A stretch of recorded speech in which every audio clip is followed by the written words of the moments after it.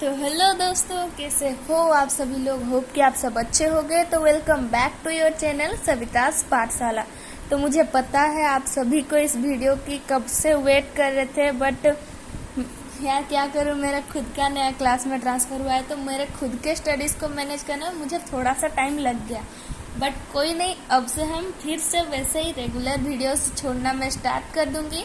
अब मैं डिसाइड की हूँ कि वीकली में 3 वीडियो तो कम से कम आपके लिए छोड़ूं, कैसे भी आपके लिए मैं टाइम निकाल ही दूं। ठीक है, तो हम लोग लास्ट वीडियो में पढ़े थे सर्कल का फर्स्ट थ्योरम जो है वो हम कंप्लीट कर चुके थे। तो फर्स्ट थ्योरम के बाद हमारा एक्सरसाइज स्टार्ट हो जाता है, एक्सरसाइज 10.1। तो हम बुक के हिसाब से चल रहे हैं। तो इसके बाद मैं सोच रही थी कि थ्योरम पहले कंप्लीट करवा लूँ, उसके बाद मैं करूँगी, बट हम बुक के हिसाब से स्टार्टिंग से चल रहे हैं। तो ठीक है, इसके बाद एक्सरसाइज है तो हम पहले एक्सरसाइज ही कर लेते हैं। तो अभी देखते हैं एक्सरसाइज में क्या बोला है। तो ये तो आप लोगों को एक्सरसाइज 10.1 ऐसे ही फुद्दू सा है, 2 मिनट में ही कंप्लीट हो जाएगा। तो देखते हैं एक्सरसाइज 10.1 में क्या बोला है। How many tangent can circle है। ठीक है, तो एक सर्कल में कितने टैंजेंट बना सकते हैं। तो हम यहाँ पे क्या पढ़े थे कि एक सर्कल में टैंजेंट हम एक पॉइंट से बना सकते हैं ना। तो सर्कल में कितने पॉइंट है, सर्कल में तो अनगिनत इनफाइनाइट पॉइंट्स है ना, इनफाइनाइट पॉइंट्स है। तो इनफाइनाइट पॉइंट में इनफाइनाइट टैंजेंट हमारा बन सकता है ना। तो यहाँ पे लिख लेते हैं हम एक्सरसाइज 10.1। ठीक है, तो क्वेश्चन नंबर 1 में क्या बोला है कि एक सर्कल में कितने टैंजेंट हो सकते हैं। तो मैं यहाँ पे एक सर्कल काम चलाओ वाला बना ली हूँ। तो यहाँ पे हम क्या पढ़े थे कि एक टैंजेंट सर्कल का एक पॉइंट को बस ऐसे छू के निकल जाता है ना। तो ऐसे हमारे सर्कल में तो अनगिनत ऐसे पॉइंट सब हैं। तो वैसे ही हमारा हर पॉइंट को जब टैंजेंट ऐसे हम बनाएंगे तो हमारे एक सर्कल में इनफाइनाइट टेंजेंट बन सकता है। ठीक है, हम इनफाइनाइट टेंजेंट एक सर्कल में बना सकते हैं। तो इसका आंसर क्या होगा, क्वेश्चन नंबर 1 का होगा हमारा इनफाइनाइट टेंजेंट्स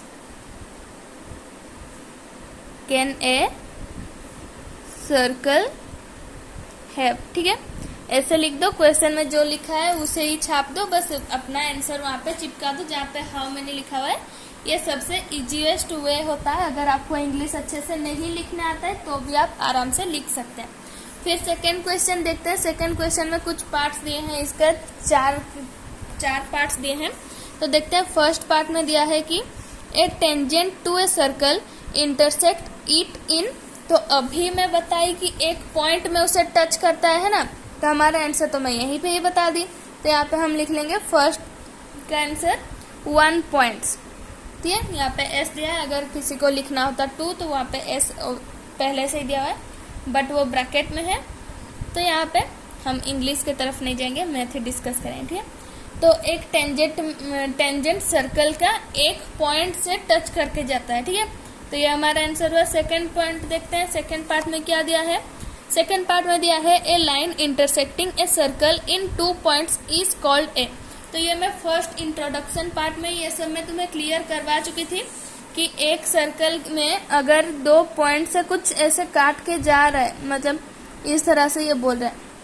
ठीक है, तो इस तरह से एक लाइन अगर ऐसे कट करके 2 पॉइंट में जा रहा है सर्कल का, तो उसे सीकेंट बोलते हैं। ठीक है, सीकेंट बोलते हैं उसको। और फिर अब देखते हैं क्वेश्चन नंबर 3 क्या बोला है। तो a circle can have dash parallel tangent at the most. ठीक है, तो एक सर्कल में कितने पैरेलल टैंजेंट बना सकते हैं। ठीक है, तो पैरेलल लाइन तो कई सारे हो सकते हैं, बट हम एक सर्कल में पैरेलल बस 2 ही बना सकते हैं। क्योंकि देखो ये एक पॉइंट है, ऐसा हमारा यहाँ पे टेंजेंट बना, इसका जस्ट पैरेलल में यहाँ कहीं पे हमारा एक टेंजेंट बनेगा। ठीक है, यहाँ पे देखो, यहाँ पे अगर हम बनाएंगे तो इसके पैरेलल में यही यहाँ कहीं पे हमारा बनेगा। मतलब हम एक सर्कल में, मतलब पैरेलल लाइन जो होगा यहाँ पे समझना। ये क्वेश्चन में पहले मैं जब 10th क्लास में थी मुझे भी कंफ्यूजन हुआ था, क्योंकि यहाँ पे थोड़ा सा समझने में दिक्कत होता है कि बोला क्या। यहाँ पे बोला है कि एक सर्कल में हमारा पैरेलल लाइन ऐसे कई सारे इनफाइनाइट हो सकते हैं, बट एक लाइन का कितना मतलब एक टेंजेंट का कितना पैरेलल टेंजेंट हो सकता है। मतलब यहाँ पे अगर एक टेंजेंट बना है तो इसका पैरेलल में कितना टेंजेंट बन सकता है, ये बोलना चाहता है वो। ठीक है, तो यहाँ पे मैं भी गड़बड़ी की थी कि मैं समझ ली थी एक सर्कल में कितने पैरेलल लाइन बन सकते हैं, मतलब कितने पैरेलल टेंजेंट बन सकते हैं। बट यहाँ पे पूछा है कि एक टेंजेंट अगर हम सर्कल में खींचे तो उसके पैरेलल में कितने टेंजेंट बन सकता है। तो हमारा यहाँ पे बन जाएगा 2 टेंजेंट्स लिखेंगे। ठीक है, क्योंकि यहाँ पे 2 टेंजेंट है बना है, तो 2 टेंजेंट्स। एक सर्कल में 2 टेंजेंट ही ऐसे एक दूसरे के पैरेलल बन सकते हैं। ठीक है, अब 4th पॉइंट में बोला है कि the common point of a tangent to a circle and the circle is called. ठीक है, मतलब यहाँ पे देखो, यहाँ पे बोला है एक सर्कल है और एक टेंजेंट है, तो ये टेंजेंट जिस पॉइंट में इसको टच कर रहा है सर्कल को, उस पॉइंट को क्या बोलते हैं, ये भी मैं बताई थी इंट्रोडक्शन पार्ट में, उसे हम पॉइंट ऑफ कांटेक्ट बोलते हैं। ठीक है, क्या बोलते हैं, पॉइंट ऑफ कांटेक्ट। ठीक है, इसके बाद हमारा क्वेश्चन नंबर 3 है। क्वेश्चन नंबर 3 में क्या बोला है, यहाँ पे बोला है कि, तो क्वेश्चन नंबर 3 में बोला है a tangent P Q at point P of a circle of radius 5 centimetre meets a line through the centre O at a point Q so that O Q equal to 12 centimetre. तो length of P Q जो है वो हमें पूछा है। तो यहाँ पे क्वेश्चन में क्या क्या गिवन है पहले हम देख लेते हैं, है ना। तो फर्स्ट तो ये क्वेश्चन नंबर 3 है हमारा, थोड़ा सा मैं एडजस्ट कर लेती हूँ। हाँ, तो एक सर्कल दिया हुआ है, ठीक है, जिसका सेंटर क्या है, सेंटर ओ हमें गिवन है। ठीक है, सेंटर ओ है और क्या बोला है कि हमारा जो, रुक जाओ, ए tangent P Q eight a point P. ठीक है, तो पी क्यू क्या है, हमारा पॉइंट ऑफ कांटेक्ट जो है उसे हमारा पी नाम दे दिया गया है, और ये ऐसे हमारा टेंजेंट कुछ इस तरह से ऐसे गया है। ठीक है, तो यहाँ पे ओ क्यू हमें ऐसे दे दिया है, तो ओपी का वैल्यू हमें दे दिया है 5 सेंटीमीटर रेडियस दिया है, और ओ क्यू का जो वैल्यू है वो 12 सेंटीमीटर ऐसे गिवन है। ठीक है, तो हमें पूछ रहा है कि ये जो पी क्यू जो लाइन है, मतलब ये जो इतना से इतना पॉइंट है, इसका लेंथ कितना होगा। ठीक है, तो यहाँ पे देखो, ये पॉइंट ऑफ कांटेक्ट तो परपेंडिकुलर होता है टेंजेंट का, है ना। ये हम पढ़े थे, रेडियस से जो आएगा लाइन वो पॉइंट ऑफ कांटेक्ट में वो परपेंडिकुलर होता है, ये मैं पहले ही बता चुकी हूँ। ये सब मैं बता चुकी हूँ तुम्हें इंट्रोडक्शन पार्ट में, अगर वो नहीं देखे होगे तो तुम्हें यहाँ पे नहीं समझ आएगा। ठीक है, तो यहाँ पे ये परपेंडिकुलर होता है, तो हम यहाँ पे पाइथागोरस थ्योरम यूज कर सकते हैं, है ना। तो यहाँ पे हम लिख लेंगे, यहाँ पे लिखेंगे p square plus b square equal to h का स्क्वायर, है ना। तो पी क्या है, हमारा परपेंडिकुलर, है ना। तो परपेंडिकुलर हमारा 5 सेंटीमीटर है, तो 5 का स्क्वायर, बेस हमें निकालना है, तो बी स्क्वायर, और एच क्या है हमारा 12, तो 12 का स्क्वायर। ठीक है, तो बी स्क्वायर इक्वल टू कितना होगा, 12 का स्क्वायर माइनस 5 का स्क्वायर, तो b square equal to 144 minus 25, तो बी हमारा कितना आएगा, रूट ओवर ऑफ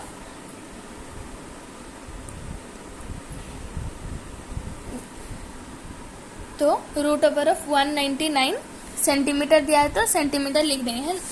तो यहाँ पे हमारा ऑप्शन नंबर डी जो है ये हमारा आंसर हो जाएगा। तो यहाँ पे तुम ऐसे ही छोड़ सकते हो या फिर लिख देना यहाँ पे therefore the length of P q equal to root over of 119 centimetre. ठीक है, तो ये हमारा क्वेश्चन नंबर 3 भी कंप्लीट हो गया। इसके बाद एक क्वेश्चन नंबर 4 है, जो कि पूरा ही फुद्दू वाला क्वेश्चन है। उसके बाद हम कर लेंगे थ्योरम, उसके बाद में ये वीडियो भी कंप्लीट हो जाएगा। ठीक है, तो हमारा क्वेश्चन नंबर 4 में दिया है, draw a circle and 2 line parallel to a given line such that one is a tangent and the other a secant to the circle। ठीक है, तो यहाँ पे बोला है कि एक सर्कल बनाओ, यहाँ पे एक सर्कल बनाओ जिसमें एक तुम गिवन लाइन ले लो, सोचो हम यहाँ पे ले रहे हैं। ठीक है, तो इस लाइन के पैरेलल में हमें एक टेंजेंट बनाना है और एक सेकेंड बनाना है। तो इसमें क्या ही बात है, देखो बस यहाँ पे पैरेलल लाइन एक जो कि एक पॉइंट में टच करेगा ये बना लो, और एक ऐसे कहीं पे भी सर्कल में बना लो जो कि 2 पॉइंट में से कट कर रहा। बस इसके पैरेलल इस टाइप के क्वेश्चन तुम्हें एग्जाम में कभी पूछे नहीं जाएंगे, क्योंकि ऐसा तो कभी होने वाला ही नहीं है। ठीक है, तो हमारा इसी के साथ एक्सरसाइज 10.1 जो है ये कंप्लीट हो गया। तो हम अब कर लेंगे एक थ्योरम बस करेंगे, उसके बाद में छोड़ देंगे। ठीक है, तो देख लेते हैं सेकेंड थ्योरम हमारा क्या दिया है। तो हमारा सेकेंड जो थ्योरम है उसमें क्या दिया है कि the length of A tangent drawn from an external point. ठीक है, एक एक्सटर्नल पॉइंट से जब हम एक टैंजेंट ड्रॉ करते हैं तो वो जो सर्कल में वो जो टेंजेंट बनता है वो दोनों का लेंथ जो है वो इक्वल है। यानी कि मैं बताई थी कि टेंजेंट हम एक पॉइंट में ऐसे अगर सर्कल में है तो कितने टेंजेंट खींच सकते हैं, अगर सर्कल के अंदर है तो कितने टेंजेंट खींच सकते हैं, और सर्कल के बाहर है तो कितने टेंजेंट खींच सकते हैं, वो सब मैं बताई थी। ठीक है, तो फिर से मैं बता देती हूँ कि अगर सर्कल के बाहर कोई पॉइंट है तो उसमें हम 2 ऐसे टेंजेंट खींच सकते हैं। एक इस तरह बनेगा और दूसरा हमारा कुछ इस तरह से ऐसे बनेगा। ठीक है, अगर सर्कल में ऐसे पॉइंट होता तो सर्कल में एक ही जगह में टेंजेंट बनता, और अगर सर्कल के अंदर होता तो वहां पे हमारा कोई भी टेंजेंट बन ही नहीं पाता है ना। तो यहाँ पे ऐसे ही बोला है कि एक्सटर्नल पॉइंट से जो टेंजेंट खींचा जाएगा हमें प्रूफ करना है कि वो जो ये इतना से इतना हम टेंजेंट मानते हैं। ठीक है, टेंजेंट का पूरा ऐसे लाइन को नहीं माना जाता, पॉइंट ऑफ कांटेक्ट तक ही माना जाता है। तो ये दोनों का लेंथ हमें प्रूफ करना है कि इक्वल है। ठीक है, तो मुझे भी पता है सभी को प्रूफ का नाम सुन के तो रोना आ ही जाता है, बट ये हमारा सबसे इजीएस्ट प्रूफ जो है ना पूरा बुक में यही है। ठीक है, तो मैं यहाँ पे हम इस तरह से कुछ ड्रॉ कर देंगे। यहाँ पे ऐसे सर्कल का सेंटर जो है उसमें इन सबको कनेक्ट कर देंगे। ठीक है, ज्वाइन कर देंगे। तो यहाँ पे हम लिख लेंगे गिवन, यहाँ पे नाम दे देते हैं ये TPQO। ठीक है, ये नाम मेरा 10 क्लास से ही छप चुका है TPQO। ठीक है, तो गिवन क्या लिखेंगे कि TP एंड TQ जो है वो दोनों सेम एक्सटर्नल पॉइंट से ड्रॉ किया गया है। ठीक है, are drawn from same external point.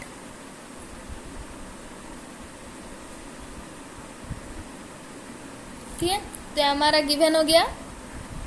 और फिर हमें यहाँ पे टू प्रूफ लिख लेंगे। इसके बाद ये तो तुम्हें पता ही होगा कि कैसे क्या लिखते हैं, गिवन के बाद टू प्रूफ, उसके बाद अगर कुछ कंस्ट्रक्शन लिखना होता है तो उससे लिखा जाता है ना। यहाँ पे लिख लेंगे प्रूफ।